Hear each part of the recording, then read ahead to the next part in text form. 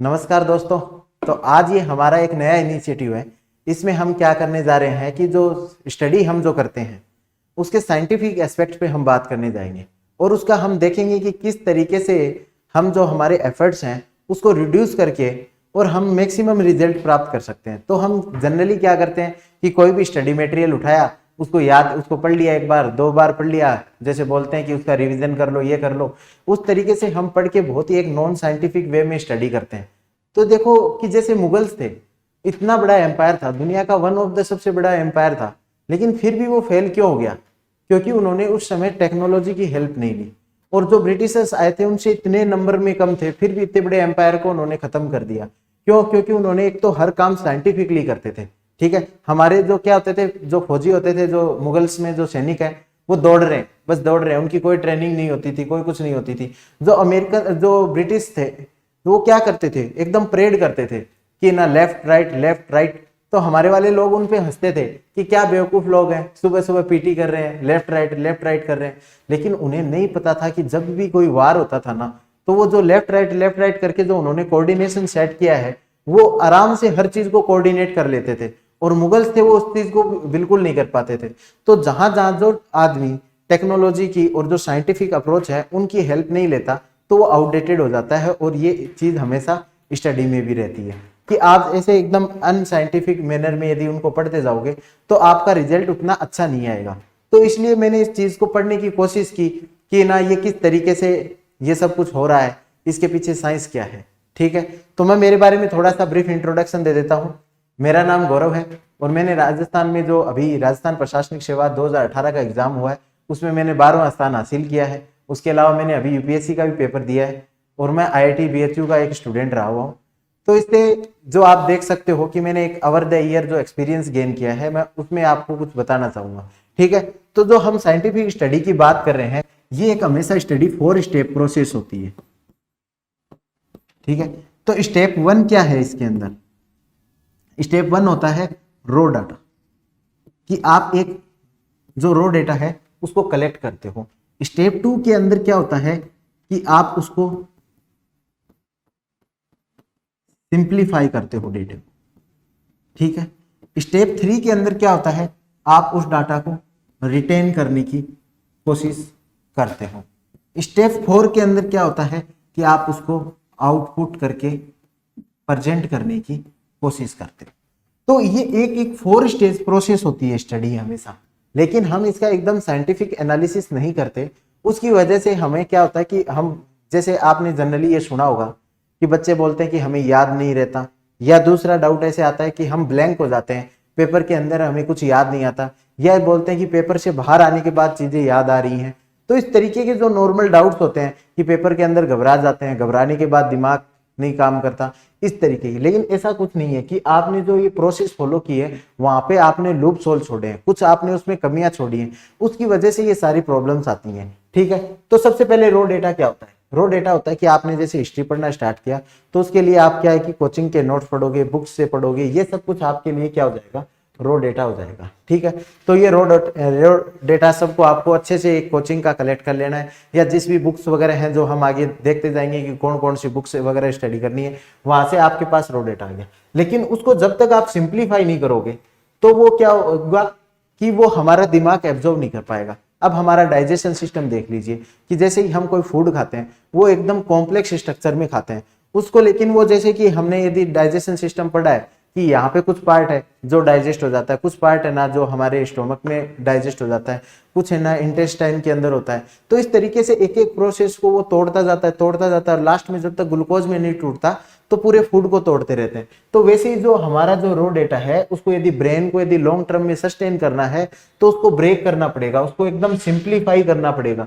जब वो रो डेटा है वो एकदम सिंप्लीफाई हो जाएगा तो दिमाग के लिए काफी इजी होगा उसको याद करना, रिटेन करना। तो अब हम क्या करते हैं कि बहुत इस रो डाटा को सीधा रिटेन करने की कोशिश करते हैं, एक स्टेप मिस कर जाते हैं। इसीलिए जो बच्चे बोलते हैं कि हमें याद नहीं होती चीजें, या हम याद नहीं कर पाए, या थोड़े टाइम के बाद भूल गए, तो उसका एक मेन कारण ये होता है। तो सिंप्लीफाई कैसे करें? इसके लिए आप नोट्स मेकिंग कर सकते हो, आप उनको नोट्स का यूज करो और उसमें जो आजकल जो टेक्नोलॉजी है उनका आप ना इनोवेटिव यूज करो। ऐप के अंदर कुछ लिख लिया, कुछ डायग्राम बना लिए, फ्लो डायग्राम बना लिए, या आपने मतलब मैपिंग कर ली, कुछ ग्राफ बना लिए, कुछ इक्वेशन बना ली, इस तरीके से आप यूज कर सकते हो। तो ये हो गया सिंप्लीफिकेशन ऑफ डाटा।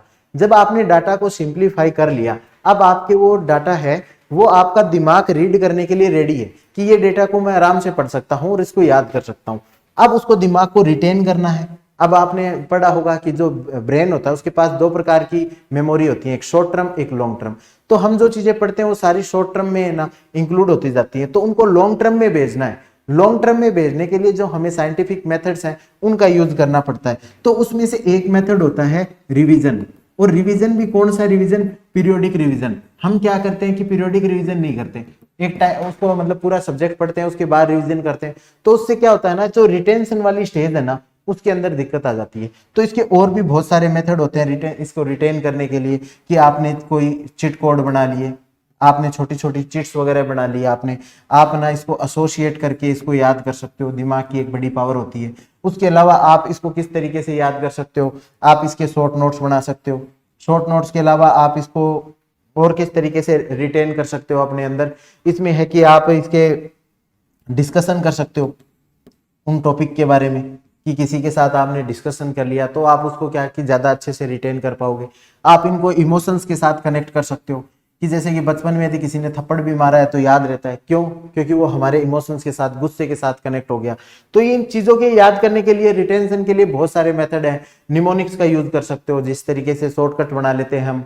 जैसे हम यदि कोई स्टडी कर रहे हैं, जैसे कुछ भी याद किया, जैसे पीरियोडिक टेबल याद करते थे उस टाइम पे निमोनिक्स बनाते थे, उस तरीके से निमोनिक्स बना के भी याद कर सकते हो। और रिटेंशन के बहुत सारे मेथड है, उनके बारे में हम फर्दर डिस्कशन कर लेंगे।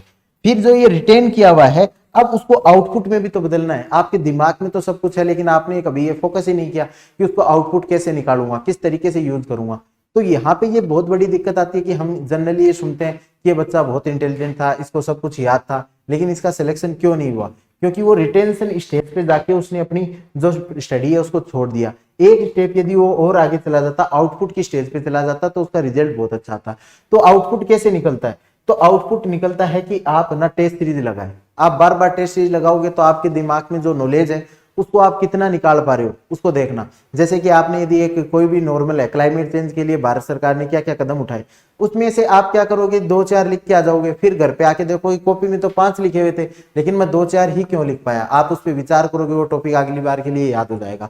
तो ये जो लिंकेज यहाँ से रिटेंशन आउटपुट की लिंकेज है, वो जो कमजोर है उसको मजबूत करने के लिए आपको क्या करना है कि जो आप जो टेस्ट सीरीज देके आओ उसमें मॉडल आंसर के साथ कंपेयर करो, अपनी कॉपी के साथ कंपेयर करो, और जो लेकुनाज है उसको दूर करते जाओ। फिर अगला टॉपिक आएगा, उसमें भी आप कुछ लिख के आओगे, कॉपी में कुछ लिखा हुआ है, उसमें जो लिंकेज है उसको आप पूरा ठीक करोगे। तो इस प्रकार से जब रिटेंशन से आउटपुट वाली स्टेज है, उसको लगातार आप जो मॉक टेस्ट पेपर दो उससे आप मजबूत कर सकते हो। आप किसी दूसरे को पढ़ा सकते हो, ग्रुप डिस्कशन कर सकते हो। इसीलिए तो बोलते हैं कि जो ग्रुप डिस्कशन करते हैं तो एक ग्रुप का ग्रुप पूरा सिलेक्ट हो जाता है। क्यों? क्योंकि वो डिस्कशन करते हैं तो रिटेंशन आउटपुट ये प्रोसेस लगातार चलती रहती है। तो एक वो जो लिंकेज है वो एक बहुत मजबूत हो जाता है।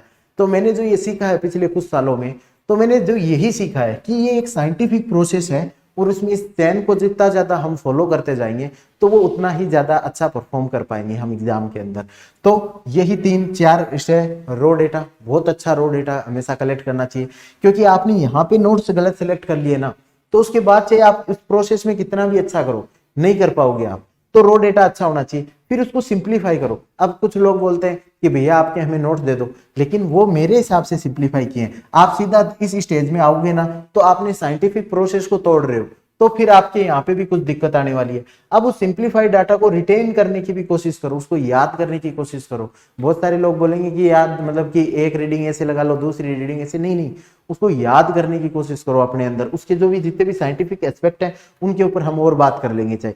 फिर जब आप रिटेन कर लिया ना, तो कभी ये मत सोचो मुझे तो सब याद है, मैं पेपर में जाके लिख दूंगा, ऐसा कभी नहीं होता, क्योंकि ये लिंक आपकी कमजोर है। तो उसके लिए जैसे ग्रुप डिस्कशन करो, किसी टीचर किसी दूसरे को पढ़ाओ, या फिर है ना मतलब आप अपने मतलब कि जो मॉक टेस्ट दे सकते हो। उसके अलावा एक और मेथड होता है जिसमें आप कोई भी वीडियो देखो और वीडियो से पहले गेस करो कि टीचर ये बोलने वाला है।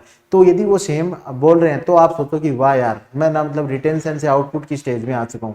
तो इस तरीके से आप ना इन चारों प्रोसेस को यूज करोगे तो मुझे लगता है कि जो आपकी एफिशिएंसी और प्रोडक्टिविटी है वो एटलीस्ट 60 to 90% है ना बढ़ जाएगी। 60 to 90% बढ़ने का मतलब क्या है कि यदि जो चीज है ना जनता 12 घंटे में याद कर रही है ना, वो आप आराम से 6 से 7 घंटे हैं उसके अंदर पढ़ सकते हो। तो इसके लिए आपको क्या करना है, साइंटिफिक प्रोसेस पे मतलब की बात करनी है। तो इसी तरीके से जो नए नए जो कंसेप्ट चल रहे हैं, नई नई डायमेंशन चल रही हैं प्रिपरेशन की, हम उस पर लगातार बात करते रहेंगे।